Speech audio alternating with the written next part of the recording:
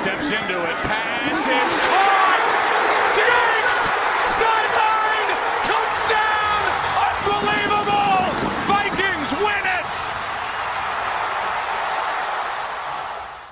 Strap yourself in and get ready. And here we go. The leaders in fantasy football are incoming, giving you the ultimate insight to help you win your leagues and dominate your mates. You're now listening to the Insight NFL Show with your hosts, Guns and Maverick. Welcome to the NFL. Let's go! Let's go! Go!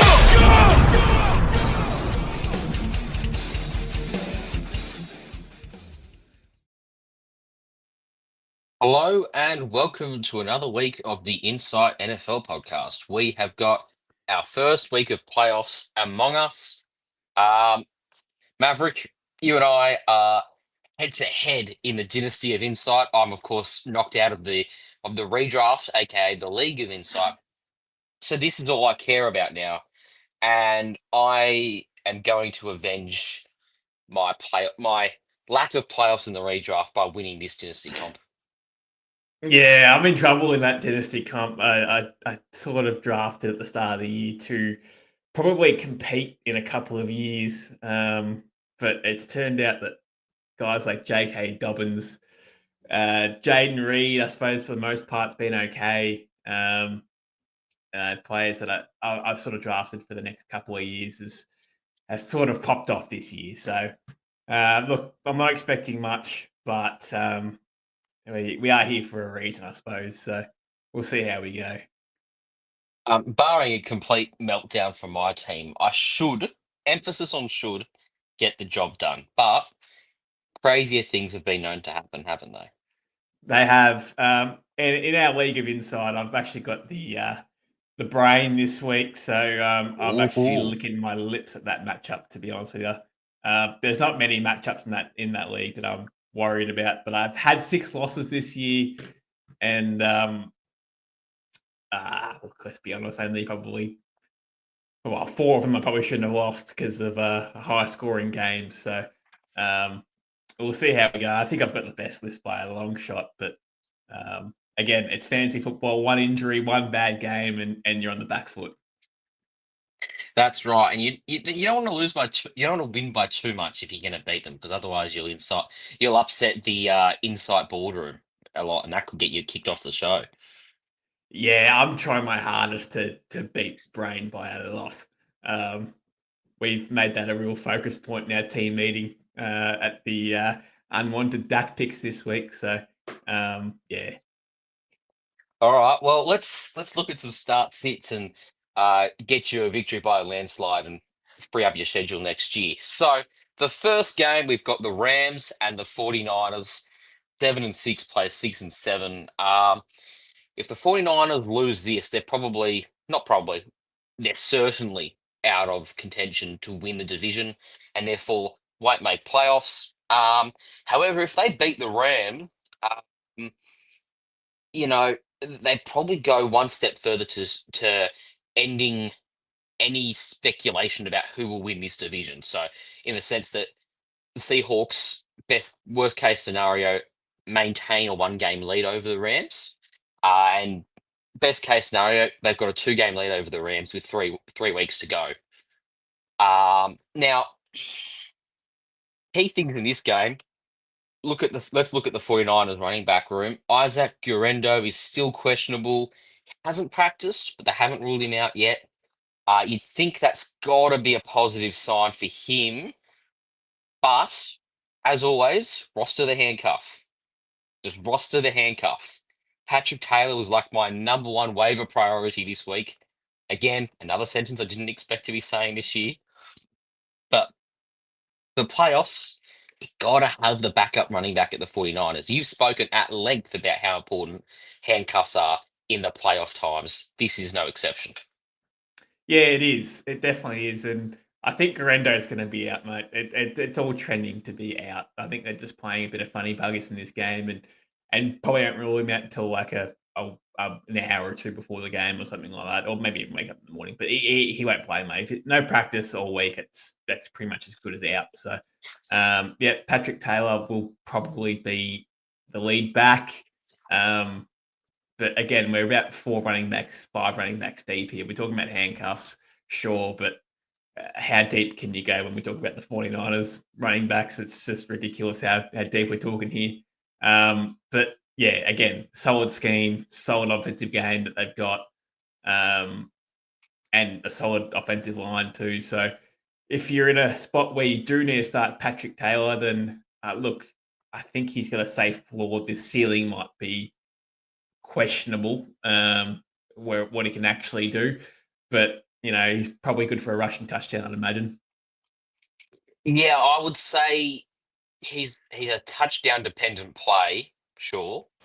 The defensive line of the Rams is a little bit banged up. I know Jared Verse either has been questionable throughout the week at the very least, possibly out. I can't quite remember, but you know, yeah, Patrick Taylor, he's 6'2", 217 pounds. He's a big boy.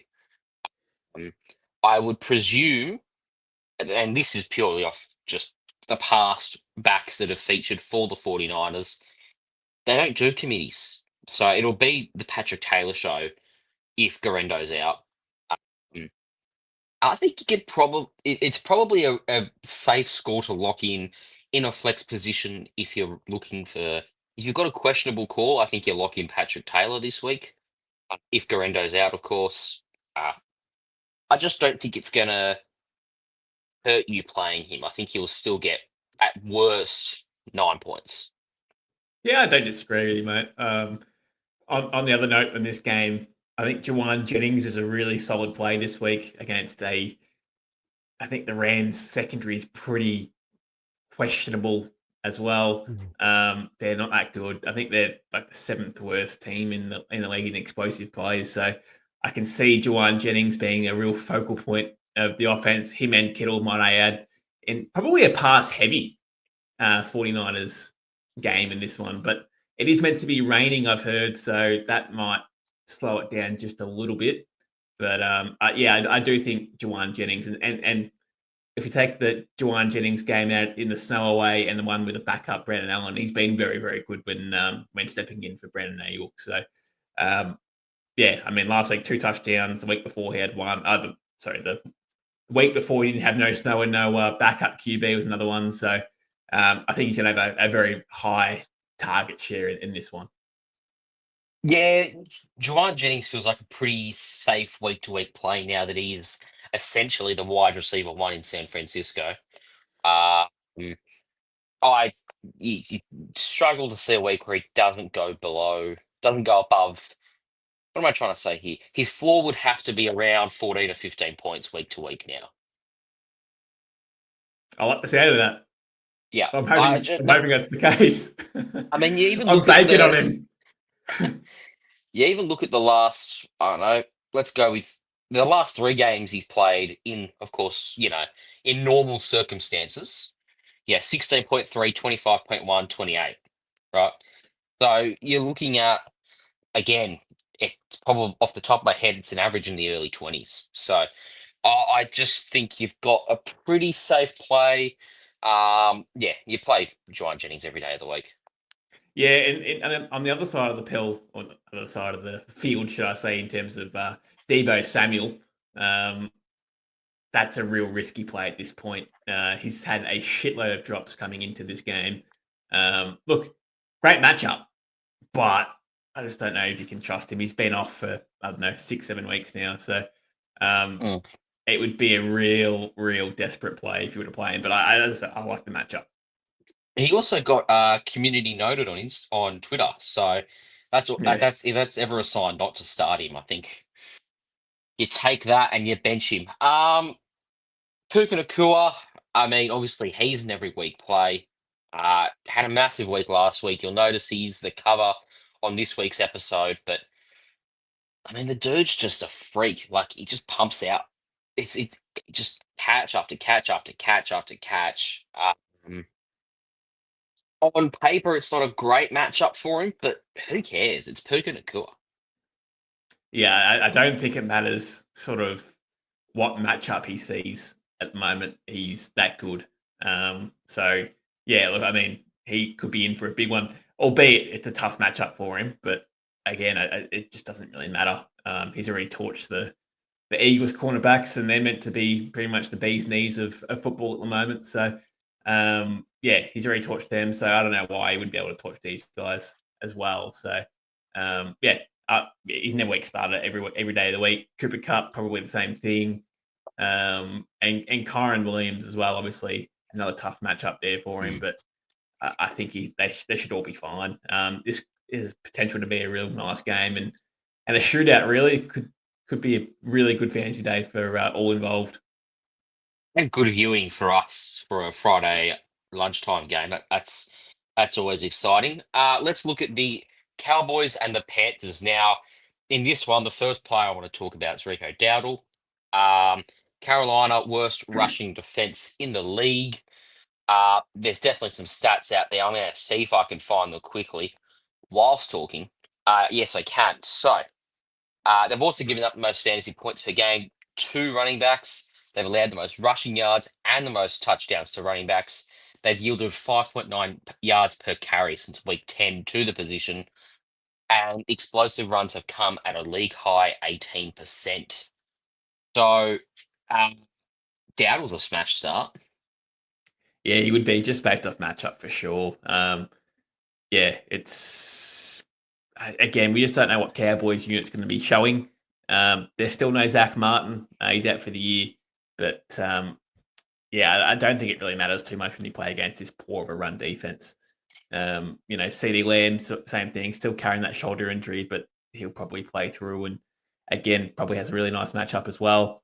And then, yeah, Brandon Cooks has had 2 touchdowns in a row, but again, bugger all targets and bugger all catches. So very, very, very touchdown dependent on Brandon Cooks' end. But yeah, all in all, mate, it's probably a good matchup for all Cowboys that you're going to start. Jake Ferguson, same thing, coming back from injury, but again, if you need a tight end, and he would be on some waivers out there at the moment too. So yeah, let's see how he goes. Yeah, and just like on Dowdle, I think because you've got such a positive run game matchup, pardon me, and it's just a soft defense, you might see the Cowboys blow them out early, and you could get some real jug time from Rico Dowdle. And what I'm more referring to, maybe a bit of a rest from CD Lamb with the dodgy shoulder, but at the same time, what are they resting him from?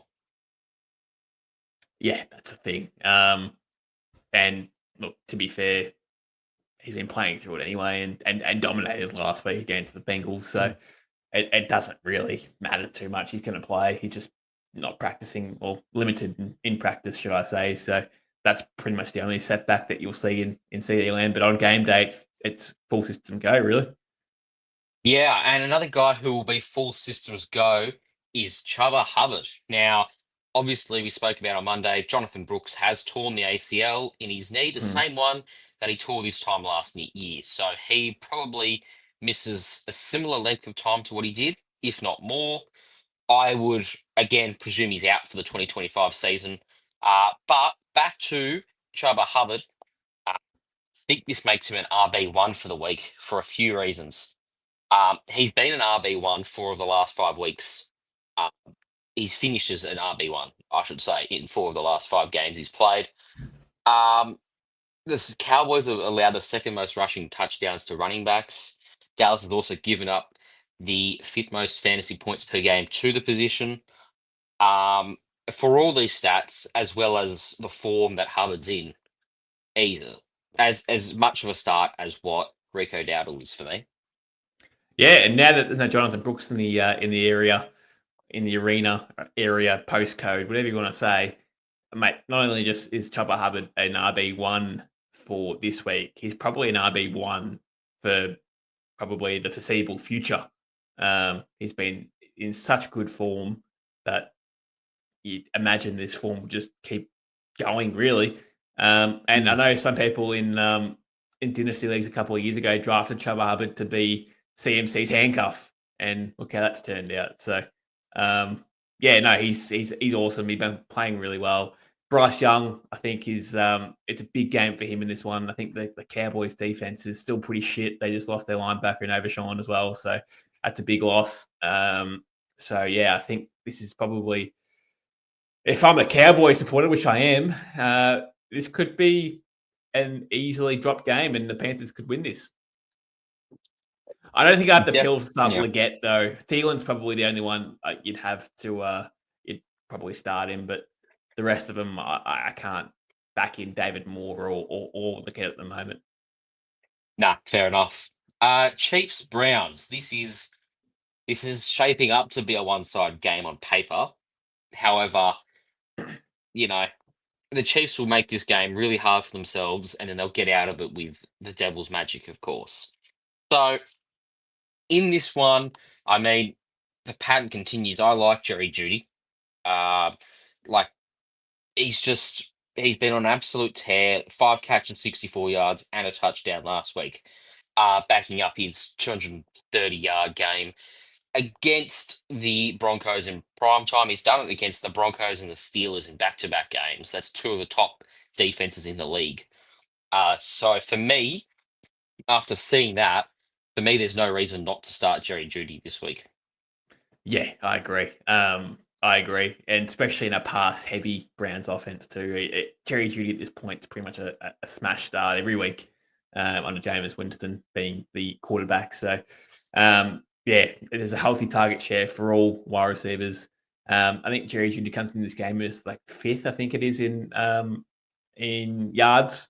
So yeah, he's been going off in the last month or so. But yeah, you can't revert back from Jerry Judy. He's looking like he's going to be a nice play for the remainder of the year to matter the matchup as well. Because yeah, Jameis Winston is very reckless and doesn't really care where he throws it, but he'll get yardage for you. Yeah, definitely, and it's the beauty of Jameis Winston. You get fantasy relevance from all your players because Jameis is at quarterback, and you also get to see. It's also fun watching Jameis play quarterback or just play in general because it's always chaos. It's always chaos. Um, I mean, look, I'm certainly not starting a Browns running back, whether it's Chubb or Ford. Ford's probably the 1A now, but like he's not got the excuse of coming off a freakish car accident level injury to his knee, and he's still having less yards per carry than what Nick Chubb is. So I'm just going to avoid any running back for the Browns right now. Yeah, absolutely, and it's been like that for a while, hasn't it? Where we're avoiding Browns running backs. Yeah, yeah, that's pretty gross. They're very touchdown dependent. Yeah, very touchdown dependent, and they're a sneaky team for Ashton Genty next year. It's just he suits them perfectly. Yeah, possibly, depending on what they do with old mate Rub and Tug. But yeah, that's an interesting one. Well, look, if they've got their wits about them, they keep Winston on. Like Yeah, I get, like it's such a better team. Like you give him the confidence of being you're the starter. Let's get to work on carrying down the picks. You might actually get something out of him. yeah. No, I don't disagree, but God, what do they do with old mate? I think you just take the loss. You stuffed up. Whatever. Move on. I You think don't you're try and right. make it work. You don't try and make it work and I ruin your think you're right. franchise even more. Anyway, now the Chiefs side of things, I noticed this isn't really a fantasy relevant point, but I noticed that Carson Steele is like a strong polling nominee in the Pro Bowl, like a top 5 nominee. And I've got to tell you, I mustn't be watching Chiefs games enough because I can't name a thing he's done. The all special teams. Yeah, it'd have to be, right? Yeah. Anyway, Pacheco, we saw his snap share go up again last week, up another 10% on his return game. Also had 14 carries, so he doubled his volume and his snaps went up. I'd probably expect his snaps to go up again and probably the volume to go up again in this one, to be honest. Yeah, I Yeah. couldn't agree more. And the Browns' run defense is showing as a red matchup, but it's really not. Um, Mm. they have lost a couple at the front there, and yeah, from like week 8 onwards, they've been pretty poor at stopping the run. So I'm not too concerned about that matchup at all. It's just if Pacheco gets the work is probably the only concern that I've got. If Pacheco sees 18 carries in this game, which I could definitely see, with passing work to go or receiving work to go with it, um, he's probably going to start to score a touchdown though. I will say he might be touchdown dependent, but yeah, Mm. I do believe that that Pacheco is going to be a really solid start this week, and about time because managers haven't had him since like week 1, really, of real Pacheco. Yeah, and it's perfect timing if he does fire up. Like it's a genuine like it's I can't call him league winner because that's not what he was drafted to be, but No, he could salvage something from drafting him this season. Um, David Njoku. love it. He's been targeted 30 times in his last 2 games, scoring 3 touchdowns and averaging 21.7 fantasy points a game. In 6 games with Jameis Winston, he's averaged 9.7 targets and 15.2 fantasy points per game. And he's gone above 17 points in 4 of those games. Um, the Chiefs have also allowed the most yards and the second most fantasy points per game to tight ends. I think David Njoku has the potential to be tight end 1 on the week. He does. But the only problem is, what do the Chiefs try and do? Do they try and scheme out Jerry Judy? They try and scheme out Njoku. I think somebody's going to miss out between these two. I don't think they both pop off for big scores. I think they'll just try and. Well, they could. There's every Yeah. chance they could, but the Chiefs played this really, really well defensively. They scheme around trying to stop a certain player, and I feel as though that this might be schemed around Njoku because he can do the most damage, especially in the red zone too. Yeah, it'll be interesting, but I think on the matchup and the numbers, I think You you're have starting to. and see what Yeah. happens. Dolphins Texans. In this one, like Jono Smith again stands out for me as per. I love the stat where Jono Smith in regular time last week didn't have a single reception, no yards at all. Um, then he goes and has 13.4 fantasy points on the final drive to salvage his week. It, he's also the tight end 4 on the season.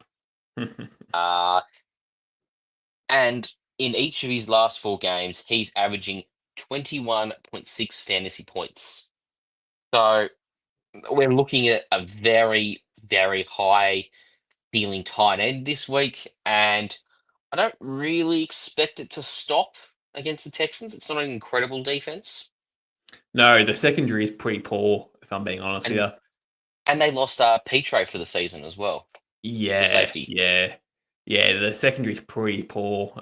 It's awesome matchups for Tyreek, Jonnu Smith, Waddle. So these guys are going to be able to, I think, will be able to score really well. Waddle might be the biggest loser out of this again, as we always believe. It's tough for A Chain. This is a tough matchup for A Chain. The Texans have a really solid run defense, but then again, A Chain dominates in the passing game too. So rushing yards might be tough, but he may see games or a game this one where he has 7 for 58 through the air or something like that, and a receiving touchdown to really just bloody hurt other managers. But yeah, running wise, it might be a bit hard for him this one. And he's not been in good form carrying the football. I mean, last 3 games, 10 carries 32, 7 carries 14, and 14 carries 24. So I don't really expect that to change. But in those games, he's finished as the RB6, the RB7, and the RB13 on the week. Yeah, So in what we've labeled as a soft receiving matchup, I imagine A Chain's still going to do just fine, probably finish in the top 12 again. I agree, mate. Uh, yeah, and then there's of course Joe Mixon, who can do no wrong. Just every Yeah, week they load him up with 20 carries a game. and he always manages to find a way to turn that into 100 yards and a touchdown. And to be honest, against Miami, kind of expect that to continue.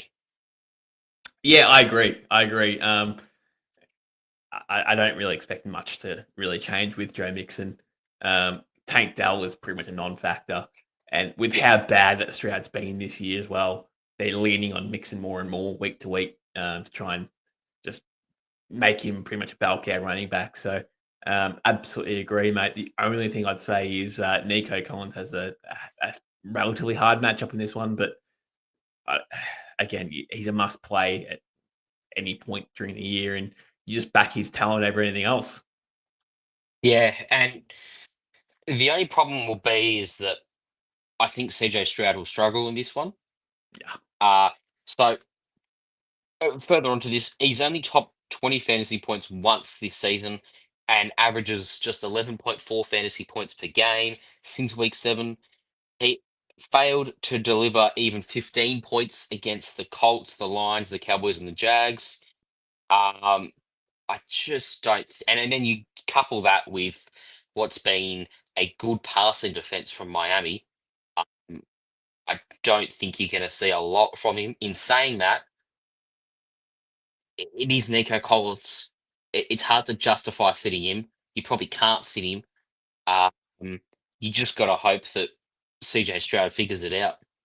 You do. And look, the problem is, mate, unless you've traded CJ Stroud along the line, if you've held CJ Stroud from the start, and he was going as a late first rounder in Superflex leagues, I don't think you would have made it this far with CJ Stroud. It'd be Mm. tough.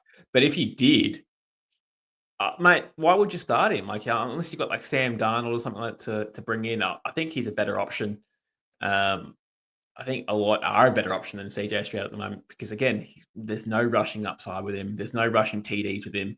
You're really banking on him having a 250 plus passing game with 2+ passing touchdowns, and he doesn't do that very often at this point this year so far. So, yeah, mate, I agree. I'd probably bench him again. Yeah, it's gonna be a tough matchup for Houston, but like they should win. That's the thing. So something's got to give, right? Now the Jags and the Jets. So the first point I want to cover here: Brees Hall, back-to-back DNPs. I would be getting Isaiah Davis ready to start in your flex position. What do you think? Yeah, yuck. Um, Well, like, is it though? yeah, yeah, a little bit. It feels a bit gross that you start someone like that in the playoffs. Um, I can't get around that personally. No, I can't. But then again, the matchup's really good. And if we're Mm. playing for matchups here, then look, I don't.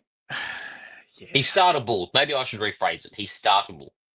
yeah, I suppose. There you go. um, I'm trying to find some compromise here.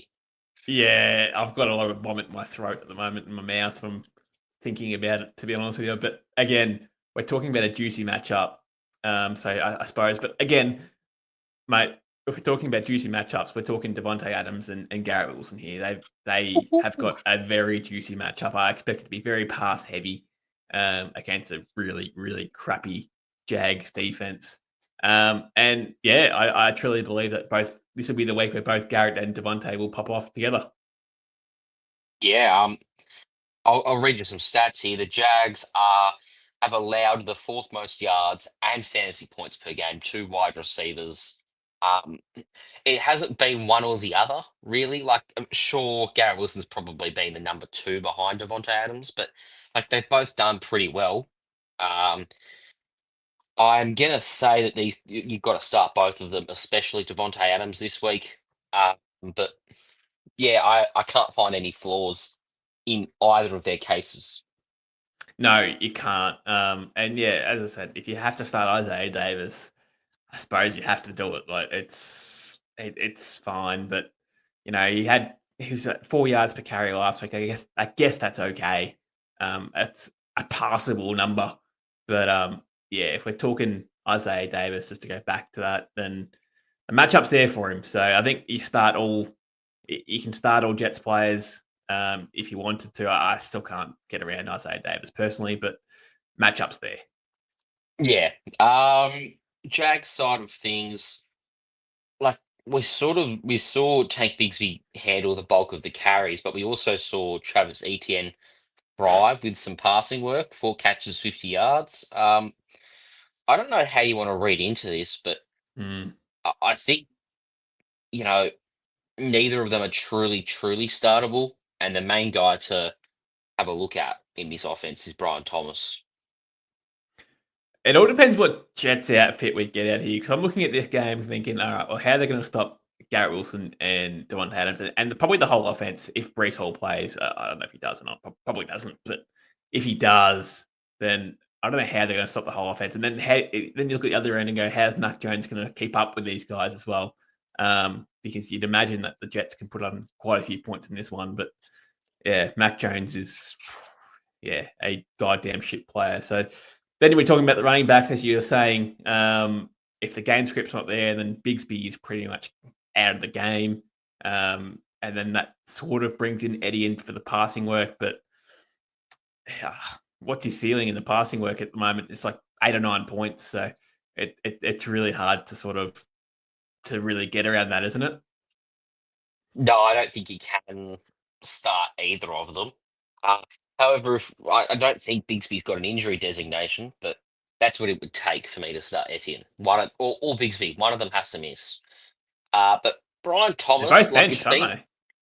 yeah, they're both bench. But Brian Thomas, like it is a weaker defense than what they've had in the past under Robert Saleh.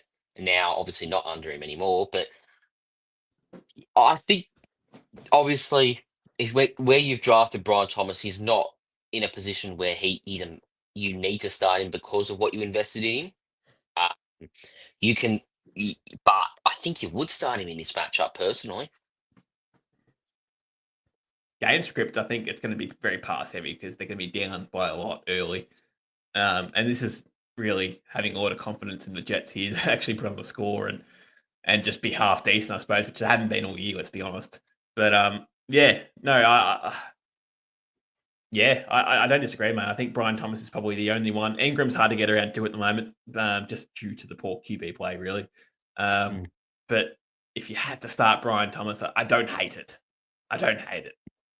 And that's mainly because of PPR volume. Like, and the last 2 games, he's seen 10 targets and 12 targets, and he's converted that into 18.7 points and 16.6. So he's got enough volume to probably have a reasonably high floor in him. But yeah, as you say, it's not the greatest, so it's And not ideal.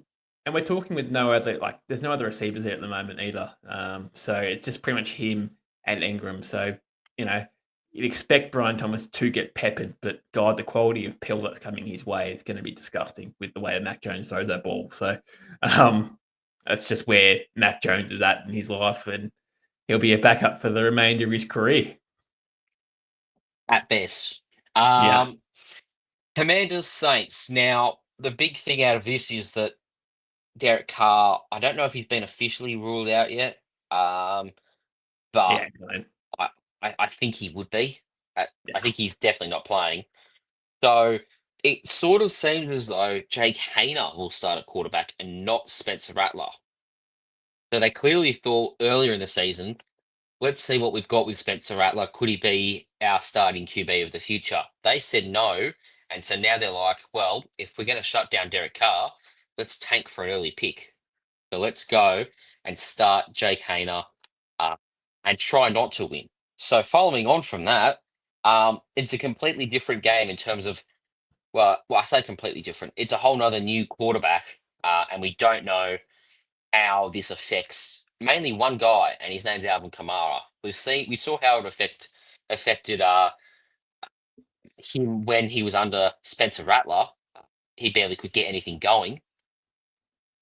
Could it be different with Hayner? I'm not saying that Hayner's a better quarterback. I'm saying could the game change? It's tough. The box is going to be stacked, mate. I wouldn't be shocked if Kamara misses this week. To be honest with you, he's carrying an illness. Didn't practice today.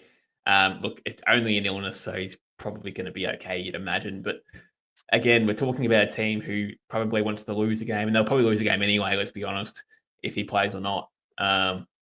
But I wouldn't be shocked if they just said, mate, just sit on the sidelines for a week and let's give Kendre Miller the remainder of the snaps and see how we go with that, because that's just where they're at in the season, right? So, look, for fantasy managers that hold Kamara, I'd be just a little bit nervous to where they're at the moment. And especially if he plays, I mean, the offense is going to be horrendous, right? Yeah. I have no confidence in either of the QBs that they've got in their roster that's going to be starting. And I think it'd be much the same what we saw at the start of the year when Derek Carr did miss. So what do you do with Kamara? Do you bench him for a better option? If you've got like a Tony Pollard on the bench to bring in, I'd rather roll with Pollard. Yeah. Like a Brian Robinson, sorry, as a better option. You probably start him anyway, but I'm talking about the guys who, another one, Isaiah Davis. Would you play the matchup over him over Kamara? That's the thing. I don't think I've got the balls, but again, I hate where the offense is at for the remainder of the year under the shitty play of where they're at with QBs. So. Yeah, or you never know. Jake Hayner could be Tom Brady in disguise. Just saying. But Not on my I bingo wouldn't be. card. No, well, then again, we're saying that Patrick Taylor would be starting at running back for San Francisco on your bingo card. No. So let's see what we've got with Kamara. I think you started this week. Hope you don't get knocked out because of it. And if you don't get knocked out and he stunk the bed, I'd look to pivot from that. I wouldn't start him then. But No. I think on pedigree, you're probably starting him this week and hope that he gets like 15 checkdowns. It is possible. It is possible. It is. But yeah. Brian Robinson, I think he's an amazing play. A 3-down back. If the Commanders get ahead early in this one, though, watch out for Chris Rodriguez to steal like 15 carries from him. That's the only concern. It won't be Jeremy McNichols that gets the carries, even though he's the RB2. And that's the concern, I suppose, with Brian Robinson at the moment, because game script wise, they could get up by a lot in this one. And you'll have some snakes vulturing in and stealing some carries and touchdowns as well. So I agree, mate. I think Terry McLaurin as well in this one has got a fantastic matchup. I could potentially have a top 3, top 4 week this week with the matchup coming into it. So that's McLaurin to the moon in this one. McLaurin to the moon. Anything else in this one? Probably Zach Ertz is probably another one you'd look at too as an option. He's been good, might I add, being sort of the safety blanket for Jaden Daniels. And I don't hate the play if you needed to play him. If you're tossing up between a couple of tight ends that you're not sure of, and Zach Ertz is there, I think he's probably the one that you roll with because, I think he's been really good. Yeah, fair enough. Okay. The Ravens and the Giants. Now, we're going to presume that this is a blowout win for the Ravens, mainly because, one, Drew Lock, he's in a moon boot, unlikely to play. So Tommy DeVito is going to start at quarterback. Yes. The Italian Stallion is back. What does this mean? It means that the offense it gets worse, probably. Yeah, I'm going to say it gets worse. Yep. And you're probably looking at. I'm going to say he'd be questionable on whether or not you play Tracy or Neighbors in this one. Yeah, I agree. In our League of Insight, man, I've got that call to make. Do I play Neighbors or do I play Tony Pollard? Is probably where I'm at. Is where I'm at the moment. Yeah, I was thinking that. I really was, but and I will probably pivot to that decision. I haven't officially made it yet, but that's just where I'm at with Malik Neighbors at the moment. It's not due to him at all. It's just due to the QB nature they've got there. So, unfortunately, it does hurt him. It does. He'll see targets, but again, it's the quality of pill that he gets is always just going to be the question mark. So, he could see 10 targets in this game. He very well could be. He's banged up. He's carrying a couple of injuries as well. So, I wouldn't be shocked if they just said, mate, just yeah, let's ice you up for the remainder of the year and sit on the bench, and we'll see you next year. I wouldn't be shocked at all because he is their future. Yes, and last thing you can afford is for him to have a serious injury, and then all of a sudden you're almost wiping out your 2025 season as well, not having him there. Um, I sort of think, if you go with um, uh, Derrick Henry, um, Zay Flowers, Lamar Jackson, Mark Andrews, like their smash starts in this one. Uh, all the Ravens guys, I think they're startable. I don't think there's any specifically bad matchup in this one for them. I've got one for you. Yeah. I've actually benched Zay Flowers in a league that I'm in. Is that because you're stacked? No, I'm actually the Okay. opposite of stacked. All Um, right, explain. I just haven't really liked Zay Flowers' last month. Now look at his last 4 weeks. Let me just bring him up real quickly. Um, Sorry, man, I'm just a little bit behind on this one, but we're talking less than 10-point performances in pretty much majority of them. Let's bring it up. Zay Flowers. So we're talking half PPR here. The last 4 weeks is 5.4, 10.9, 8.7, 8.6. We're seeing 6 targets a game on average, and we're seeing probably about 3 to 4 catches in those stretches of games, and 1 touchdown those 4 weeks. So it almost feels like he's very touchdown dependent in pretty much nearly any matchup, because his best game of the season was at 27.2 against Denver in week 9, and he had 2 touchdowns in that week. So, but only saw 6 targets in that one game. So, he's seen Yeah. he's seen 5 games or more this year where he's seen 9+ targets. And of course, of a 14-week season, that's concerning for me. I'll pose it this way.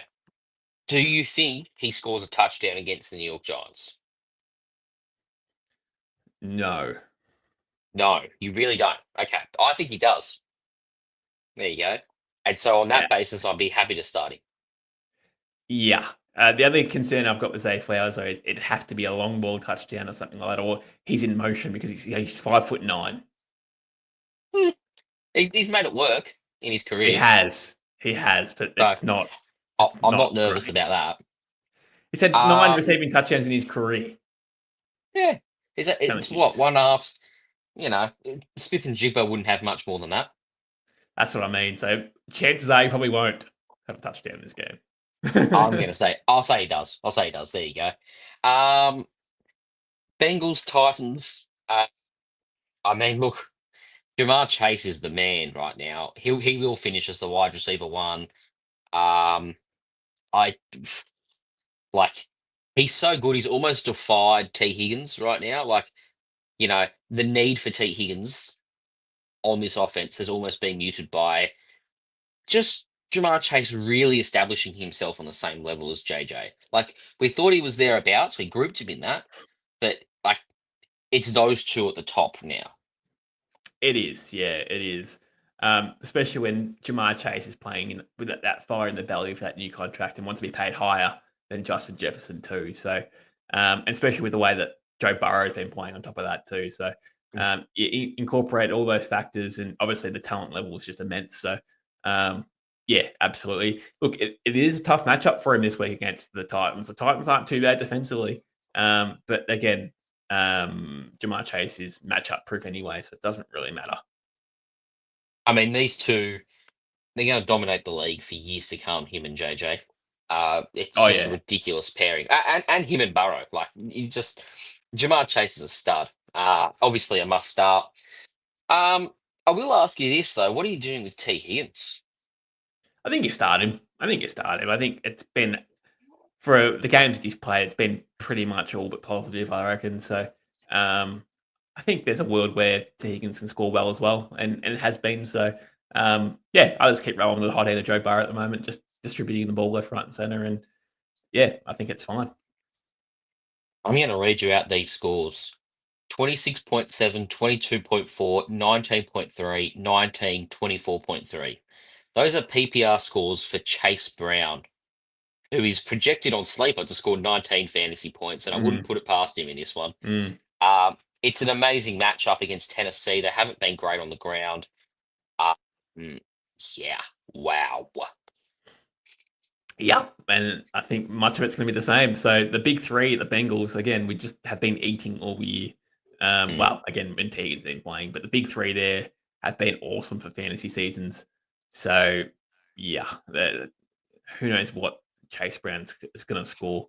Yeah, very much the same, I'd say. I'm going to throw you a tricky start sit. CJ Uh, Stroud or Will Levis? that is tough. Yeah. I'd probably go CJ Stroud. Even against the Bengals.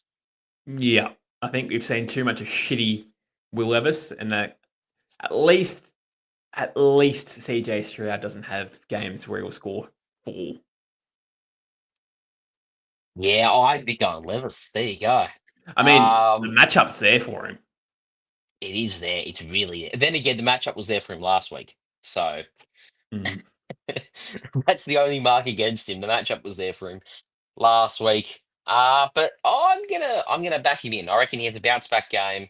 He's got Calvin Ridley, he's got Tony Pollard, and Okonkwo, underrated receiving tight end if they can get him into space. But they just don't seem to throw to him. But in a game like this, it could be although it's two crappy teams against each other, it could be a shootout. Yeah, shootout and Will Levis, I don't know. I don't know. Just you wait. Yeah, I suppose. But look, as you said, I think Calvin Ridley's a nice start this week. I think that Tony Pollard didn't practice today. I think he's still nursing that foot injury that he's had for, I don't know, what's it been, the last 6 weeks. Has been playing through it and hasn't really been affected by it, might I add. So, well, if he has been affected, who knows what Tony Pollard could have been this year if he has been affected. Yeah, I think Tony Pollard's in for a good game here. The Bengals' run defense doesn't really worry me at all. They've lost Logan Wilson, their linebacker too, so that doesn't really worry me one bit. And yeah, a Okonkwo would be a desperate play, but if you need it, the upside could be there. Yeah, and I think the same applies for Westbrook Akino as well. Sure, yeah. He unfortunately didn't score a touchdown last week, which meant he did sweet nothing. But there's points there for him if they look in his direction. Pat's Cardinals. Now, again, the Cardinals need to win this one to stay alive, probably. Patriots, I mean, they'll be hoping that they don't win this one so they can secure a top wide receiver in the draft, or something like that.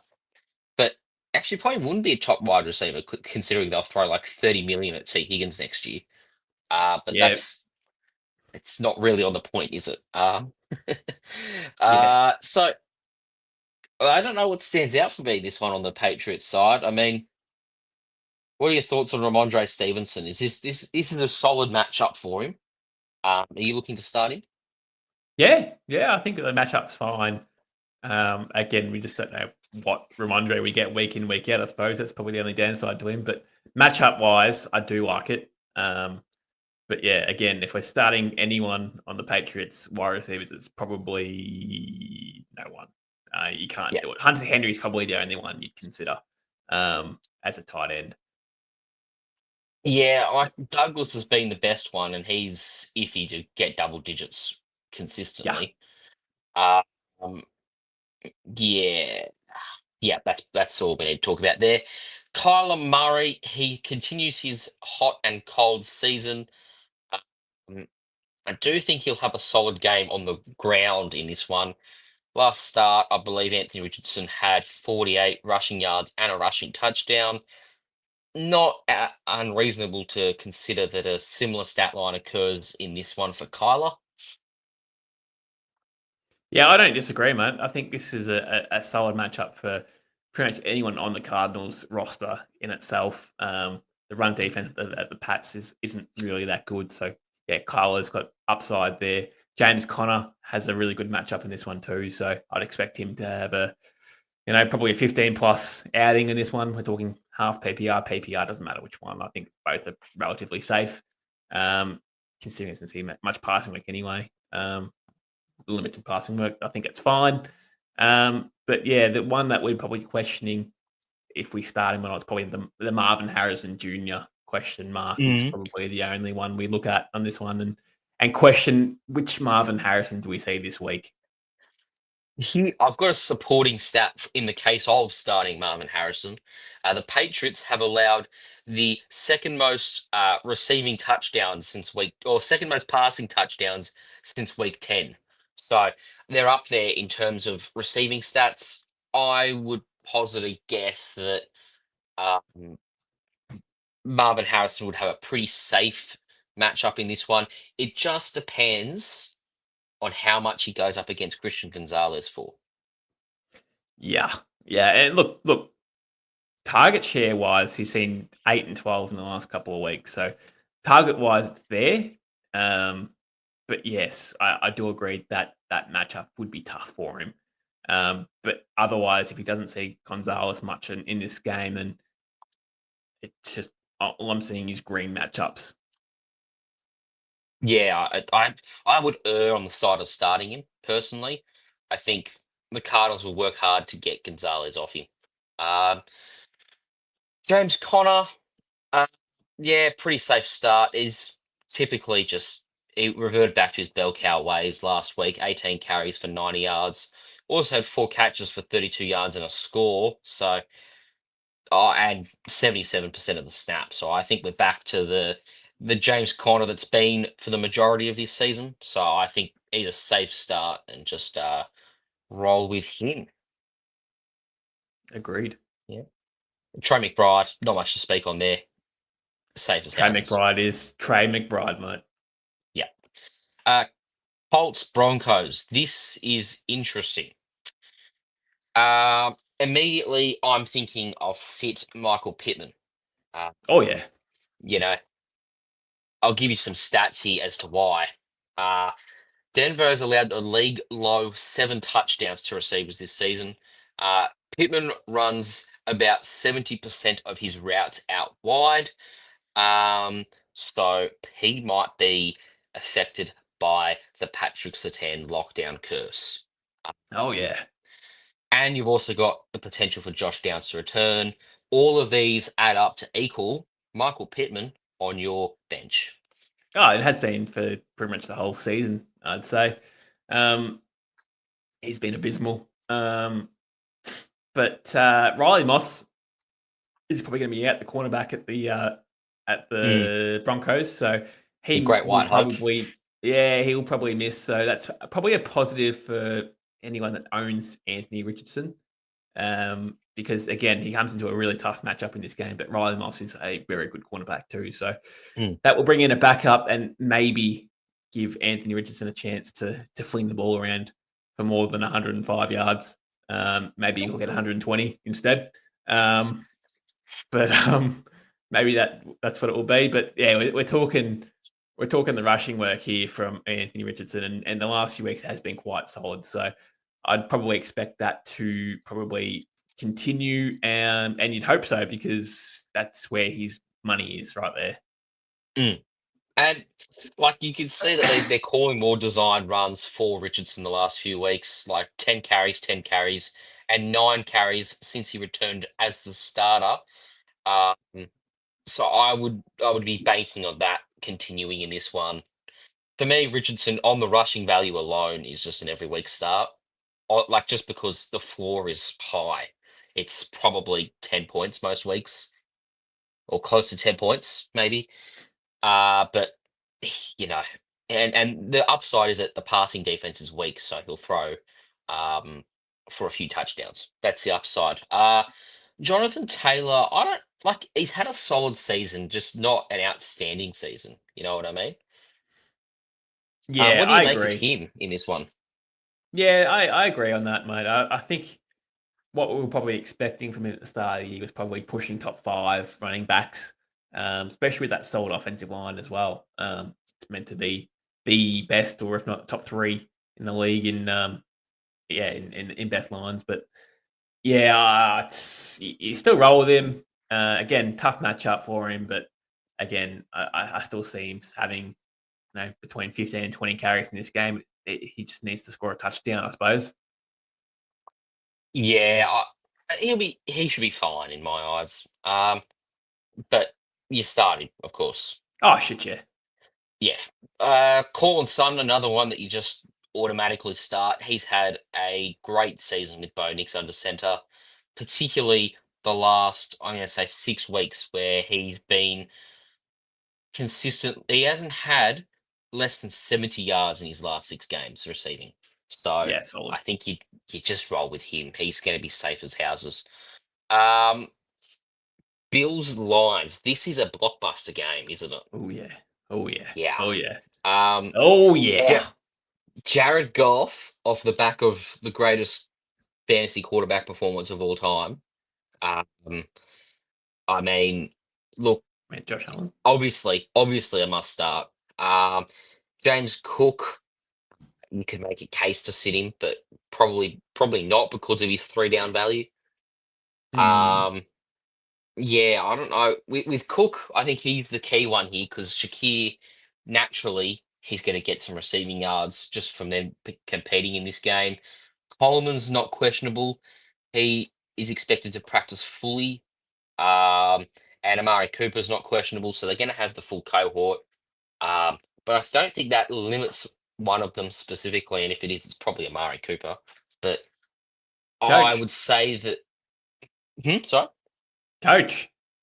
Coach. Yeah, Coach Cooper. Um, Cook is the one that I'm stuck on in this one. Look, you probably where you're at, you probably start him.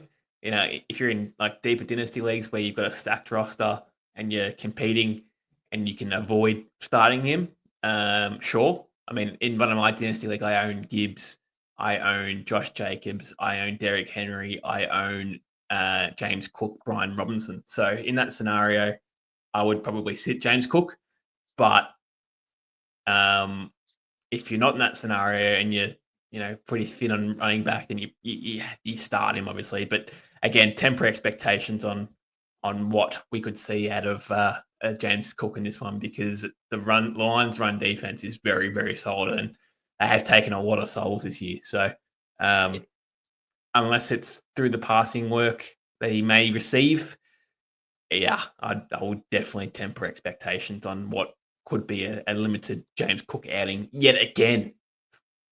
Mm. And on the flip side of things, like you'd be hoping for a Armin St. Brown bounce back game. Like, yes, he equips double digits in a full PPR league, but it'd be nice if he pumped out, a big 50, if it not 50, 15 to 20 fantasy point game. Do you know Amon-Ra St. Brown has the toughest playoff schedule out of Of all course he does. wide receivers?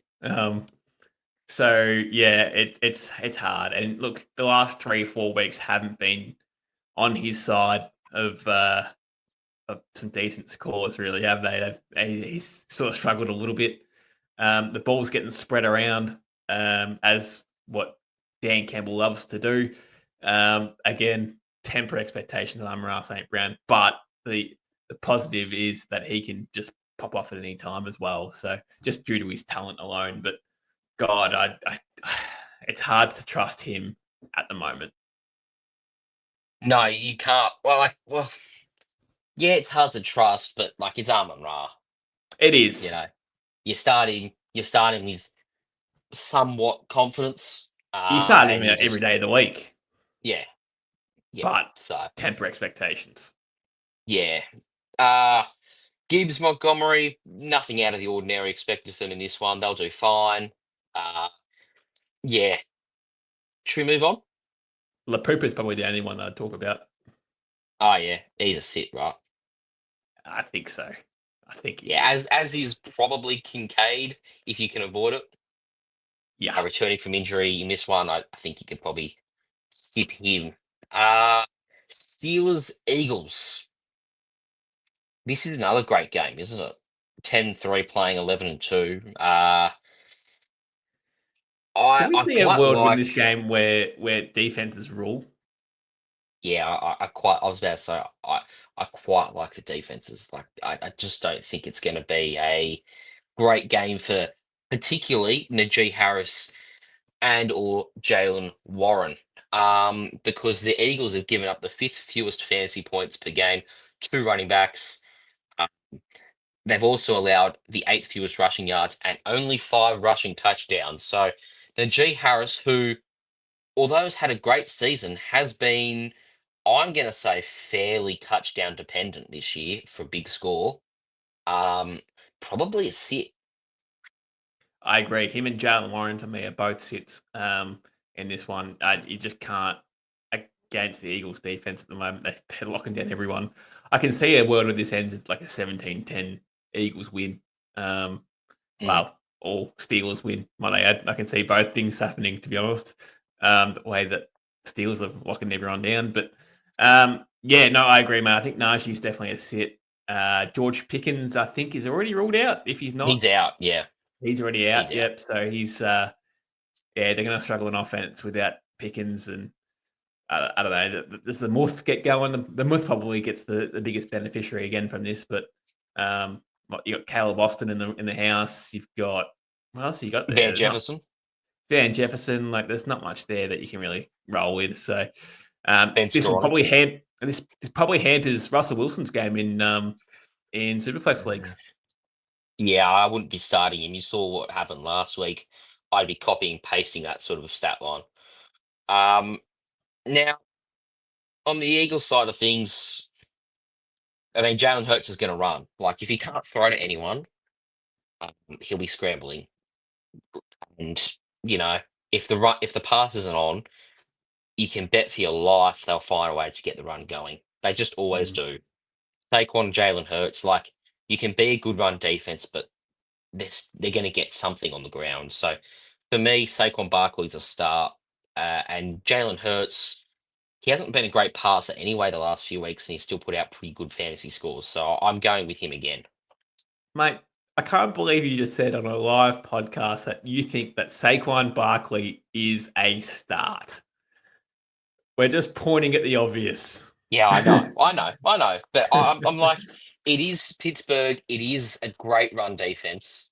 Um, I'd be shocked if you found a way to sit him this week. Is really what I'm You've just referring gone to. But live on the internet and gone, Saquon, yeah, I said it. Yeah, guys, you put your hands up in the air. Guys, hang on. Saquon Barkley's a start. well, you've just got to point some people in the right direction. There are people who need. They listen to me. They listen to me. They rely on what I say. And so if I say to them, "Go start Sean Tucker," they will start Sean Tucker. I have that sort of go start Ben Skowronek. There you go, and watch he will be filled in 100% of leagues. That is my sort of stay Aura. aura. There you go. Um, Speaking of aura, Baker Mayfield in the Bucks Chargers game.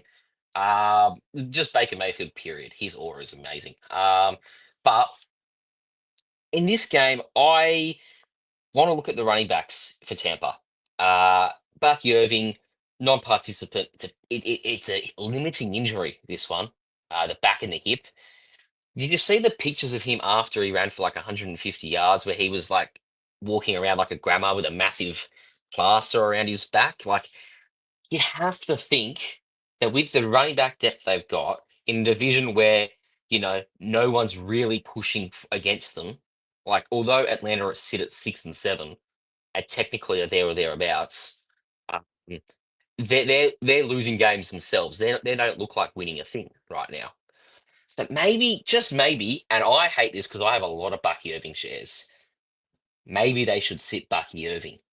I think he does. I think they sit him. And I think that Mm. Rashad White has the bulk of the work. And we saw him last week when he had the bulk of the work, he was fine. So, yeah, I truly believe Bucky Irving will miss. And Rashad White's a smash start in this offense with Baker Mayfield there. It's flinging balls left, right, and center. Mike Evans obviously is fine. Kate Otten, again, you cannot trust him. But yeah, no, I think if we're talking Rashad White with a full workload, he's a smash start. There's no question about it. against Yeah. a really solid run defense, though. But the passing work is where it gets his money out of him. So, look, you don't see bugger all rushing yards, but you might see 6 receptions of 45 yards and maybe a receiving touchdown to go with it too. So, yeah, all in all, mate, I think that's how I Mm. view this as. I struggle to see a world where he doesn't get 15 fantasy, at least PPR points. I struggle to see that world. Yeah. Um, Now let's look at the charges here. I mean, look, we're still on about the Gus bus. He did score last week, but still only managed an RB 27 finish on the week in PPR Mm. leagues. So, what are we doing here? What are we doing here with Gus? Like, it's a solid matchup for him. Uh, Are we playing him? Are we benching him? What are we doing here? I think I'm leaning on like, if we're talking like next running back off the bench, Gus Edwards is the start. Like if we're talking about a toss up between 2 running backs who are questionable, like if you own Bucky Irving, for example, and you own Gus Bus, he's your next one off the bench. I think that's fine. I mean, obviously you want Bucky Irving playing, but what I'm trying to say is that yeah, if you have to elevate him to your starting lineup due to injury, I think he's going to be touchdown dependent. I think he's going to score a touchdown against a really weak defense. He doesn't see any passing work at all. Doesn't see. He might see 10 to 12 carries in this game, but he'll probably see goal line carry. That's probably where he's at. So, he's still got Vidal in the area, Haskins, I suppose, but I think he's going to score a touchdown in this game, mate. I think it's a great matchup Mm. for him, and I think he'll see a goal line carry. So, again, if he doesn't see a touchdown, then he's fucked.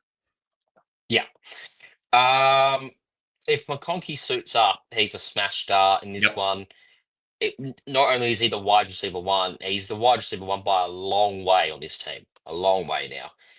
Josh Palmer, admittedly, was quite good filling in for him, but like he builds up a little bit more trust. But McConkey's the guy in this offense. They're also worth monitoring that Justin Herbert is dealing with a sprained ankle, so he could be touch and go. Just monitor that one closely and get a contingency plan in place because they are 8-5. Um, they might be careful with him. Even if he plays, he might not play the full thing. Just be careful. Um, Green Bay, Seattle, prime time. Again, I've spoken a lot about the NFC West. It's the closest division where all 4 of them can theoretically still take the division. Uh, right here, look, Seattle win. They've basically locked it up. I just don't think they will against Green Bay. That's the thing. Um, so let's look at Green Bay side first. Jordan Love, he's been okay. Last 3 weeks, he's been solid. He hasn't had massive games, but he's had solid enough games, hasn't he? He has. He's been okay. But okay is just, I don't know. It's probably not what we expected out of Jordan Love coming into the year. It was just being okay. But in this matchup, I actually do like playing the old Tucker Craft. I think this is a nice matchup for him. I think you see relatively consistent enough numbers out of Tucker Craft that you can trust what he can bring week in, week out. I know he had that donut a few weeks ago, but I'm excluding that out of my conversation for that. But yeah, all in all, I think Tucker Craft is actually not a bad play. And tread very, very carefully with what you do with the wide receivers there at the Packers. But you cannot trust Jaden Reed at this point either. So you probably bench him. Yeah, I'd be willing to. No, I can't even say I'd be willing to start Dobbs. No, I wouldn't start any of them. You can't. No. Not confidently. No. Jacobs obviously a start in this one. On the other side of things, Metcalf's had a quiet 3 weeks due to the I suppose proper breakout of Smith and Jigba. Um, I do back him to bounce back in this one because realistically, their main guy in defensive coverage is Jair Alexander. Um, he's going to spend time marking both JSN and DK. I think it's all about stopping them from going for 150 yards, really, and trying to limit their damage. Because I think when they don't have Alexander on them, they will get open pretty comfortably. Yeah, and it just depends on who he goes to. That's probably more where we're at with him. But yeah, DK and JSN, obviously you start them. Um, obviously. Um, Kenny Walker, does he play this week? Um, Probably, maybe it's 50-50, maybe 60-40. Um, so yeah, if he plays, yep. But if he doesn't, Charbonnet, obviously smash oh, start. yeah. Um, yeah, for sure. I mean, both of them are like if Kenneth Walker plays, he's a smash start himself. Um, Yeah. it's just because they're not going to go. Charbonnet's not earned himself more carries, although he was amazing last week. That's just not how they operate. Yeah. Um, Bears Vikings. This one it's harsh, but this feels a bit cut and dry. This one, like we're getting to the point where then maybe they should preserve Caleb Williams for next year. You know, you're 4-9. You're no chance of playoffs. Um, I think you pack it in. Is that harsh? It is a little bit. I think they still play him to the remainder of the year and just try and just play through the struggles at the moment and just learn from what you're doing week in, week out. I'd be shocked if they shut him down for the remainder of the year. But if we're talking fantasy plays, I really like DJ Moore in this matchup. Torched him a few weeks ago. And the Viking secondary has been very, very limited on stopping wide receivers. It's a nice green matchup for DJ Moore. So, and look, I think he's starting to get that connection going with Caleb Williams. It's been a slow burn, but I think it's starting to look a bit more positive than it did 6 weeks ago. Yeah, I will say this. It's a very red matchup for DeAndre Swift in this one. Obviously, a Yeah, great run defense that the Vikings possess. I would be looking elsewhere. Uh, I mean, look, it's hard to say that you can't start Jordan Addison. So start Jordan Addison. Like, I mean, the dude's had 2 30+ point games in the last last 3 weeks. It's just you gotta you've gotta start him. I think I get it's not just on the past form in the form he's in. Just gotta. yeah, agreed. And that's pretty much all Vikings players as well. What I had, Yeah. maybe Hawkinson's probably line ball, but yeah, the rest of them fine. Now I don't know if you well it's about the time. Yeah, okay. I don't know if you heard about an NRL player entering the international pathways. But this bloke's name, Laita Modrecki. But he used to play for the Cowboys, and I reckon, hear me out. There's probably a realistic chance he starts at running back in week 18 for the San Francisco 49ers. They're that desperate. They'll be that desperate. Yeah, They'll just maybe grab even anyone at this point. or the Hayne playing. Well, the Hayne play. Yeah, oh, mate. Yeah, far out. Anyway, um, nah, that guy was a dud in the NRL, so who knows how he goes over there. Um, Hawkinson, what do you think on him? I'm line ball. I'm very Yeah, line ball. I look. Would I probably start like Tucker Craft over him? Yep. Would I probably start the Frymouth? Probably is probably where I'm at with him at the moment, being the number one receiver or tight end passing option. Um, yeah. so that's just where I'm at with Hawkinson at the moment. He hasn't really given me enough confidence where I go, yep, he's a start, and yeah, that's just where I'm at with Hawk. All right. Last game, the Falcons and the Raiders. 2-11, the Raiders are, but I have a sincere message to tell you. He's starting. Sincere McCormick is the RB1, according to Antonio Pierce, even with Matteson there. And Zamir White put on IR. So it's McCormick's backfield. Um, it's great news. Um, I've just traded him into my dream team as my sixth running back, just to free up 10 million. But no, Sincere McCormick, what do you think about him? Like, it's not a. What are your thoughts on starting him? Yeah, look, it makes me a bit. If It you're a feels playoff wrong, team, doesn't it? if you're a playoff team, you don't start him. No, no, Yeah, I it's don't think he's startable, but gee, it'd be fun to give it a go. If you've got like the bye week, if you've got yeah, the bye week, just for the fun of it, start him. I reckon. I know it yeah, means no, nothing, and that's the reason you do it. Yeah. Yuck.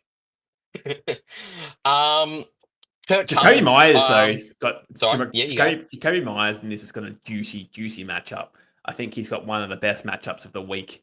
So I think he's got a really, again, it's hard because Desmond Ritter's starting. So it's a shame. It really is a shame. But look, he probably still start him. And I still think that the matchup's there. So, 15 points, possibly. You know what this is, don't you? This is a Desmond Ritter revenge game. I'm Yeah, it calling is. 300 plus yards, 3 touchdowns for Desmond Ritter. 5 picks, Yeah. but 300 yards, 3 touchdowns. So I'm all over him. Speaking of 5 interceptions, Kirk Cousins. Will this be the last game he starts in the season? I posit a guess and say yes. Well, if he loses this game, probably, because they should win this game against the Raiders. So if he sticks it up, it would be. Yeah, yeah. Anyway, the John Robertson, always a start, especially in this matchup. Drake London, Darnell Mooney, especially starts again. It's just they're good. They're gun players. It's a bad team as a whole. Kyle Pitts, why is he on your roster still? Unless it's a dynasty league, in which case maybe. Um, and finally, Brock Bowers. Um, is this the worst quarterback play he will see so far? Yeah. Probably. Um, I'm not sure. I'm not sure he can get it done. But I think with Desmond Ritter there. But you still start him based on what he's done this season. Agreed, Yeah. mate.